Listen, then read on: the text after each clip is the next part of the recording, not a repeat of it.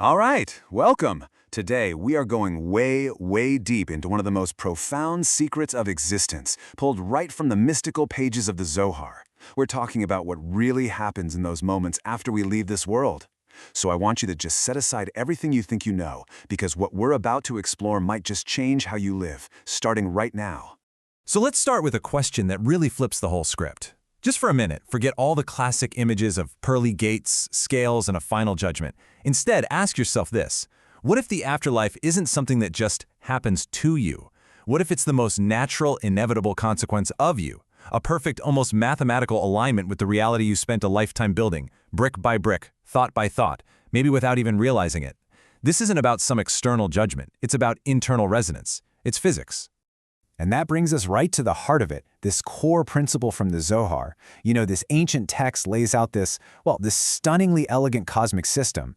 It says whatever forces you're drawn to in this world, those are the exact same forces that you draw down upon yourself and that pull you in the next. If you spend your life moving toward connection, toward what the Zohar calls holiness, you're literally building a spiritual magnetism for that kind of reality. And the reverse is true. If you're constantly drawn towards selfishness, separation, what's called impurity, you are tuning your very soul to that frequency. See? It's not reward and punishment, it's more like cosmic law, a perfect mirror of the life you lived.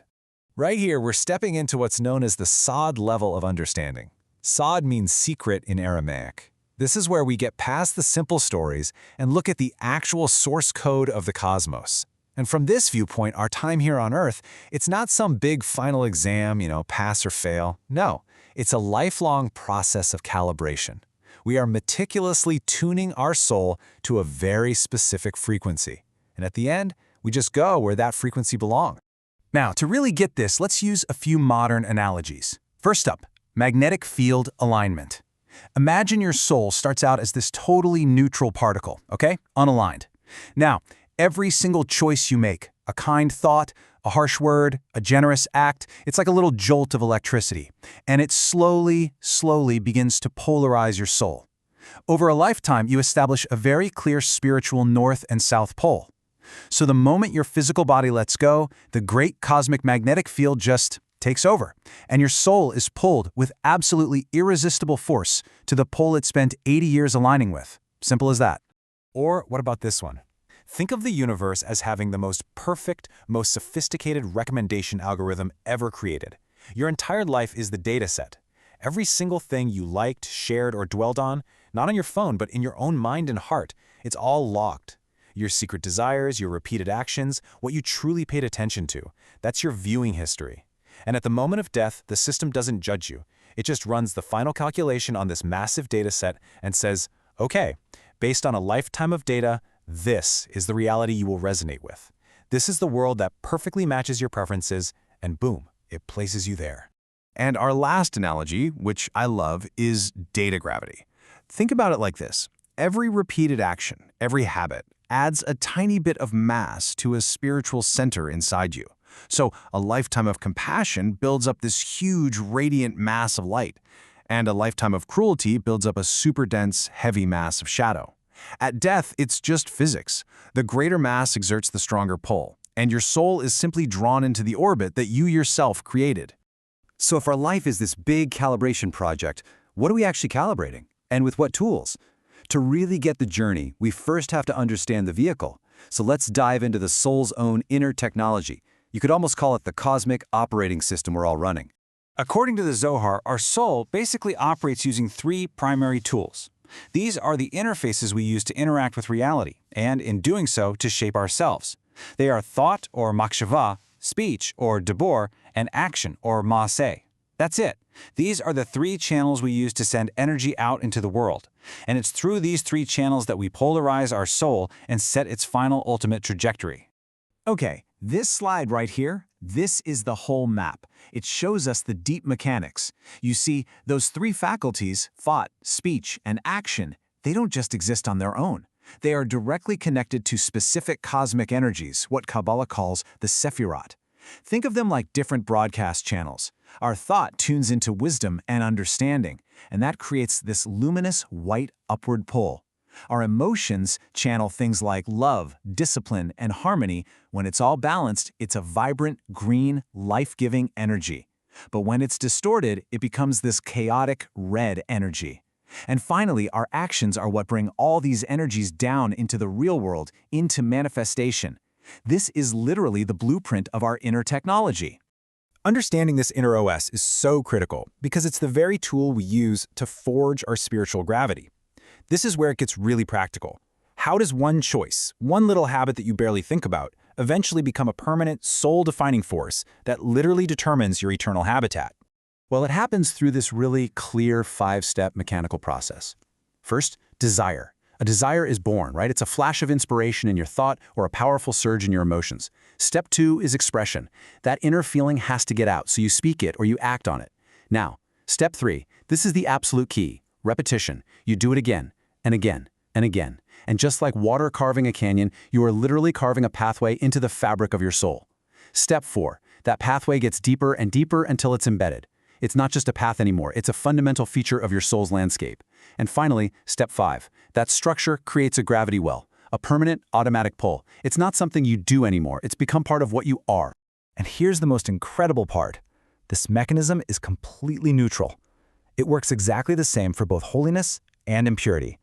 A gravity well of light, or kedusha, is formed by repeating acts of giving, of seeking truth, of building connection. Those actions build a spiritual mass that creates a powerful upward pull towards bright, expansive realities.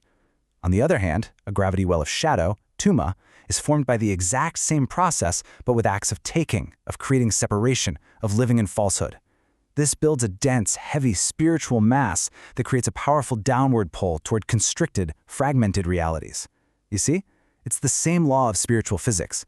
You just choose the building materials, and the law of gravity does the rest. Okay, so now let's take all of this, the polarity, the gravity wells, the inner technology, and let's try to imagine what that actual moment of transition feels like. Let's go on a little cinematic journey into the soul's release from the body. Just imagine it. For your entire life, your soul has been tethered, anchored to a physical body. It's experienced everything through the tiny keyhole of 5 senses. And then suddenly, that anchor just dissolves. There's this incredible feeling of release, of pure weightlessness. The dense, heavy rules of the physical world just fall away. And for the very first time, the soul is free, untethered, floating in what's truly real. You know, in life, all these spiritual forces, they were just subtle currents under the surface. You could feel them, right? That gentle pull toward doing the right thing, or that strong undertow of a bad habit. But you had willpower. You could resist. You could swim against the current. But now, without the anchor of the body, those currents become awesome, irresistible forces. You see them clearly now. Brilliant white currents from every good deed pulling you up, and these dense, shadowy red currents from every selfish act pulling you down. Your whole life of choices has created one powerful, undeniable vector. And every deep attachment, every single consuming desire you held on to in life, it now manifests as a tangible pathway in front of you. That lifelong longing you had for connection and truth, it's now a bridge of pure light. That obsession you had with hoarding stuff, it's become a heavy, downward-sloping road paved with stone. The echoes of what you truly wanted, what you poured your life force into, they aren't just memories anymore, they are the actual geography of the world you're in. You don't need a map. You realize, with a shock, that you spent your whole life paving the very roads you now have to travel. And as your soul travels along this path you made for yourself, propelled by these currents you created, it all becomes crystal clear. This isn't a sentence being handed down. No one is sending you anywhere. This is a homecoming. You are simply, finally, and perfectly returning to the place that matches the frequency you broadcast for your entire life. You're just going home, to the reality you built. Whew! Okay, that was pretty intense. So, how do we bring this cosmic idea down to Earth and actually apply it? Let's break it down with 2 different practical models. We'll do one for the kids and the young at heart, and one for, let's say, the engineers of the soul. All right, first, the video game model. This one's easy. Think of your birth as starting a new game. Your whole life is the character creation and leveling up process. Every choice you make is like a quest. You help someone out? Awesome. That's plus 10 experience points for the light faction. You lie to get what you want? Okay, that's plus 10 points for the shadow faction. And you spend your whole life racking up these alignment points. Now, death isn't game over. Not at all. It's just a loading screen for the next level. And the big question is, where do you spawn in? Well, you automatically appear in the world that perfectly matches your final dominant alignment score. You literally built the next level you get to play in. Okay, now for all the engineers and systems thinkers out there, let's use the cosmic engineering model. Picture your life as a very long-term machine learning project. And what are you training? You're training your soul's internal routing system. Every thought, word, and action is another data point you're feeding the system about your core preferences. And of course, there's signal weighting. A fleeting angry thought is a low-weight data point, but a daily, conscious practice of kindness, that's a heavily weighted signal. You are constantly training this system. And at the moment of death, the training phase is complete. The system simply executes its primary directive: route the soul to the destination that is a perfect one-to-one match for the totality of its weighted accumulated data. It's a clean, logical, inevitable execution of the program you spent a lifetime writing. And that brings us right back here to the profound and incredibly immediate point of all this cosmic machinery. The Zohar isn't just giving us some kind of exotic map of the afterlife. No, it's handing us a blueprint for this life. Because the path you will walk in that next reality, it's the very one you are paving with your choices, right now, today. So, the ultimate takeaway, the question this whole deep dive leaves us with, is one we have to ask ourselves constantly. Every single choice calibrates your soul. Every action sets your trajectory. Every repeated habit carves another gravity well.